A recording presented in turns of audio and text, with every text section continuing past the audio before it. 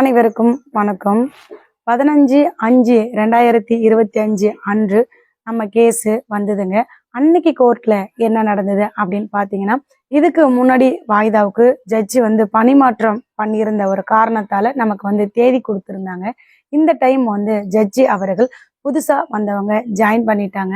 Join பண்ணனாலும் நம்மளுடைய case கட்டை படிச்சு பார்க்கணும் இல்லைங்களா? நம்மளை கூப்பிட்டாங்க, நம்மளும் போனோம். அப்பவே அவங்க ஓரளவுக்கு எல்லாத்தையும் பார்த்துக்கிட்டாங்க. இது என்ன கேஸு, சார்ஜ் ஷீட்டு போட்டுட்டாங்களா, போலீஸ் என்ன பண்ணியிருக்காங்க, நம்ம என்ன பண்ணியிருக்கோம் அப்படிங்கிறது எல்லாத்தையும் பார்த்துருக்காங்க. இருந்தாலும் அதை முழுமையா படிச்சு தெரிஞ்சுக்கணும் இல்லைங்களா? அதனால மீண்டும் நமக்கு வாய்தா போட்டிருக்காங்க. எத்தனாம் தேதி அப்படின்னு பார்த்தீங்கன்னா, இந்த மாசத்திலே போட்டிருக்காங்க. அதாவது 27/5/2025 அன்று நமக்கு தேதி கொடுத்துருக்காங்க. இந்த இடைப்பட்ட நாட்களுக்குள்ளார அந்த கேஸ் கட்டை படிச்சிருவாங்க. கண்டிப்பா அதன் பிறகு நம்மளுடைய வாதத்தை வைக்கலாம். அதன் பிறகு நீதியரசர் அவர்கள் நம்மளுடைய வாதத்தையும் பிபியோட வாதத்தையும் கேட்டுட்டு ஏதாவது ஒரு உத்தரவு போடுவாருங்க. 15/5/2025 அன்று பாத்தீங்கன்னா நம்மளுடைய கேஸும் வந்துச்சு. அது இல்லாம அந்த கலவர வழக்கு இருக்கு இல்லைங்களா, பிள்ளைக்கு நடந்த அநீதியை தாங்க முடியாம நீதி கேட்டு போராட்டம் பண்ண போனோம். ஆனா இன்னைக்கு பாத்தீங்கன்னாக்க நீதிக்கு தண்டனை கிடைச்சிருக்கு அப்படின்னு தாங்க சொல்லணும். இந்த போராட்டத்தை அந்த பள்ளி தரப்புக்காரங்க சாதகமா பயன்படுத்தி எப்படியாவது இந்த போராட்டத்தை நம்ம கலவரமா மாத்தணும், அங்க இருக்கக்கூடிய எல்லா தடைகளையும் கலைச்சிட்டு இந்த அப்பாவிகள் மீது பழி போடணும் அப்படிங்கிறத அவங்க முன்கூட்டியே திட்டம் தீட்டிக்கிட்டாங்க. அதன் சரிவர காய் நகர்த்தி அப்பாவி பிள்ளைகள் மீது பழி போட்டுட்டாங்க. அன்னைய தேதியில கலவர வழக்குல எஸ்ஐடி டீம் 666 பசங்களை ஆஜர்படுத்தினாங்க. அத்தனை பசங்களும் அங்க வந்தாங்களா அப்படின்னு பாத்தீங்கன்னா, கிட்டத்தட்ட 615 பேரு நேரில் ஆஜராகிறதுக்காக வந்தாங்க. அத்தனை பேருமே அப்பாவிகள் தாங்க. யாரு தப்பு பண்ணனா யார் தப்பு பண்ணல அப்படின்னு அவங்களுடைய முகத்தை பார்த்தாலே சொல்லலாம் அப்படின்னு சொல்லுவாங்க. உண்மையிலே சொல்றேங்க, அங்க வந்திருக்கக்கூடிய அத்தனை பசங்களும் அப்பாவிகள் தாங்க. எல்லா பசங்களும் பாத்தீங்கன்னா ரொம்ப தூரத்துல இருந்தெல்லாம் பயணம் பண்ணியிருக்காங்க.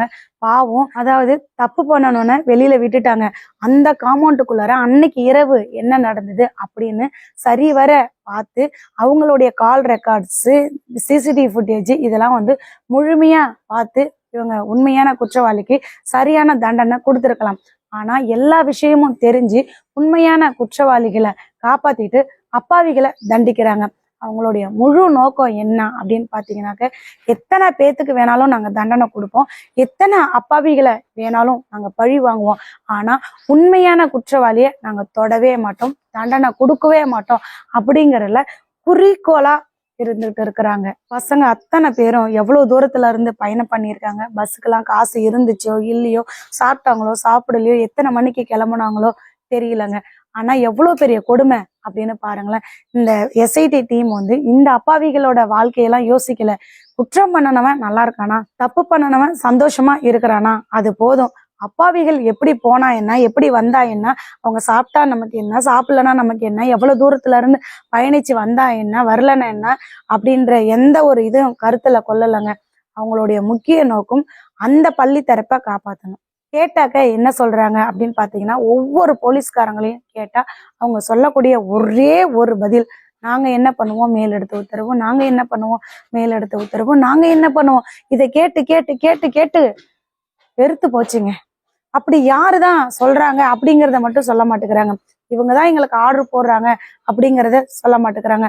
ஒருவேளை சைலேந்திர பாபு தான் ஆர்டர் போட்டாரா, நீங்க நான் சொல்ற வழியில தான் நீங்க போகணும், இந்த பள்ளிக்கூடம் நல்ல பள்ளிக்கூடம்னு நான் சொல்லிட்டேன், என்னுடைய வாக்குறுதியை காப்பாற்றணும், பாரு சைலேந்திர பாபே சொல்லிட்டாரு, அதன் பிறகு அவன் தப்பானவன் அப்படின்னு சொன்னா நாளைக்கு எனக்கு அசிங்கம்தான், அதனால நீங்க யாரையுமே காட்டி கொடுக்காதீங்க, அந்த பள்ளிக்கூடம் என்னைக்கு நல்ல பள்ளிக்கூடமாவே இருக்கட்டும், அந்த பள்ளிக்கூடத்துல இருக்கக்கூடிய அந்த ரவிக்குமார் எப்பவும் நல்லவனாவே இருக்கட்டும், அவனை குற்றவாளியா ஆக்காதீங்க, அப்பாவிகளை ஆக்கிக்கோங்க அப்படின்னு சைலேந்திர பாபு உத்தரவு போட்டாரு.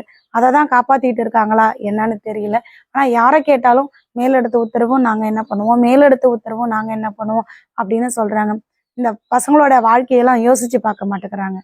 அங்க அத்தனை பேத்துக்கிட்டையும் கையெழுத்து வாங்கிக்கிட்டு டோக்கன் கொடுத்து அதன் பிறகு பாத்தீங்கன்னா நீதிமன்றத்துல போயிட்டு ஆஜர்படுத்தினாங்க. அவங்க அப்பா பேரு இவங்க பேரெல்லாம் கேட்டு என்னன்னு தெரிஞ்சுக்கிட்டு அதுக்கு வாய்தா கொடுத்துருக்காங்க. அடுத்த தேதி அந்த கலவர வழக்குக்கான வாய்தா எத்தனாம் தேதி அப்படின்னு பாத்தீங்கன்னாக்க 19/7/2025 வாய்தா கொடுத்துருக்காங்க. எல்லாருக்குமே வந்து சார்ஜ் ஷீட்டு கொடுப்பாங்க. அந்த சார்ஜ் ஷீட்டு கொடுக்கறதுக்கு பதிலாக சிடி போட்டு கொடுத்துருக்காங்க. இந்த சிடி எல்லாம் நம்ம போய் எப்படி ஓபன் பண்ணி பாக்குறது, எதை வச்சு ஓபன் பண்ணி பாக்குறது, நீங்களே சொல்லுங்க. இப்போ எல்லாருக்குமே சார்ஜ் ஷீட்டு கொடுத்துட்டாங்க அப்படின்னா அவங்கவுங்க படிச்சு பார்ப்பாங்க. ஆனா இப்ப வந்து பாத்தீங்கன்னா சிடியா கொடுத்துருக்காங்க. இத்தனை பேரும் சிடியை எதுல போட்டு பாக்குறது, நீங்களே சொல்லுங்க. இந்த 944 பேரு எங்க இருக்கிறாங்க, யாரு என்ன பண்ணுனாங்க அப்படின்னு இவங்க கண்டுபிடிச்சிட்டாங்களாம்.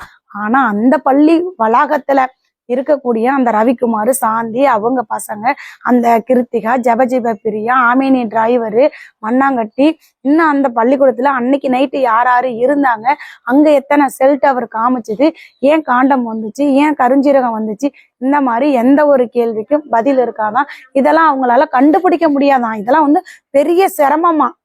அவங்கெல்லாம் என்ன பண்ணுனாங்க அப்படிங்கிறத கண்டுபிடிக்க முடியாது. நம்ம வந்து கால் ரெக்கார்டு கேட்குறோம் அப்படின்னா அது வந்து அவங்களுடைய பர்சனல் அப்படிங்கிறாங்க. ஆனா நம்ம ஏதாவது பேசியிருக்கோம் அப்படின்னா அதை மட்டும் எடுத்து போட்டு காட்டுறாங்க. இங்க பாரு, இத்தனாம் தேதி நீ இவங்களுக்கு கால் பண்ணிருக்க, இந்த மாதிரி பேசிக்கிட்டீங்க அப்படிங்கிறத போட்டு காட்டுறாங்க. அதெல்லாம் இருக்கும். ஆனா அவனுவ பேசுறத மட்டும் அலைஞ்சு போயிடுமா. இதெல்லாம் நியாயமான, நீங்களே சொல்லுங்க. உண்மையிலே எவன் கலவரம் பண்ணனா, எவன் பண்டிகை தீ வச்சான், எவன் ஆரம்பிச்சான் அப்படிங்கறதெல்லாம் கண்டுபிடிக்காம அப்பாவிகளை செய்யாதவங்க எல்லாம் செஞ்சாங்க அப்படின்னு சொல்றாங்க. அதை விட ஒரு பெரிய கொடுமை என்னன்னா, 2 பசங்க வந்து பரீட்சை எழுத வேற ஊருக்கு போயிருக்காங்க. பரீட்சை எழுதிட்டு அந்த வழியா வந்த ஒரு காரணத்தால அந்த பசங்களை கைது பண்ணினாங்க. அந்த பசங்க எவ்வளவோ போராட்டம் பண்ணி நாங்க இங்கதான் இருந்தோம் அப்படின்னு அதுக்கான ஆதாரங்கள் அத்தனையும் கொடுத்து கூட அவங்க மேல வந்து வழக்கு போட மாட்டோம் அப்படின்னு சொல்ல கிடையாதுங்க. நாங்க இத்தனை மணியில இருந்து இத்தனை மணி வரைக்கும் இந்த ஹால்ல உட்காந்து எக்ஸாம் எழுதணும் அப்படின்னு ஆதாரபூர்வமா நிரூபிச்சு கூட அவங்க மேலேயும் வழக்கு இருந்துகிட்டு தாங்க இருக்கு.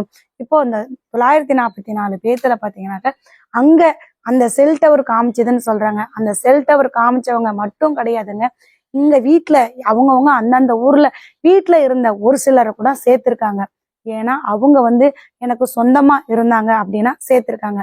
நீ அவரு செல்விக்கு சொந்தமா, நீனும் அங்க வந்திருப்ப அப்படின்ற ஒரு குருட்டு நம்பிக்கையில சேர்த்திருக்காங்க. அவங்க அங்க போகவே கிடையாது.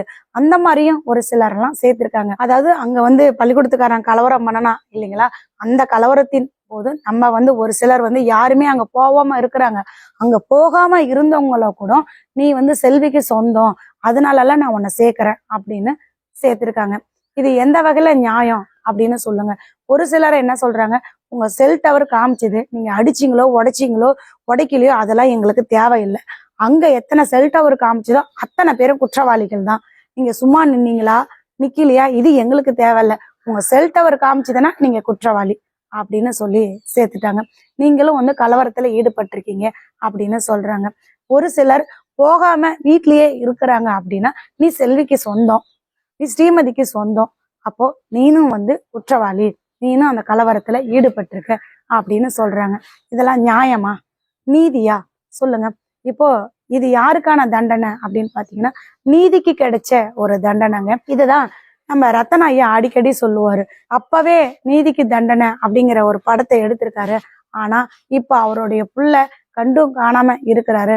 இது நியாயமா அப்படின்னு சொல்லி எத்தனையோ கேள்விகள் கேட்டிருக்காரு நம்ம ரத்தன ஐயா. இப்போ நடக்கிறதெல்லாம் பார்த்தா நீதிக்கு தண்டனை தாங்க கிடைச்சிருக்கு. அது மட்டும் இல்லாம இன்னொரு விஷயமும் சொல்றாங்க.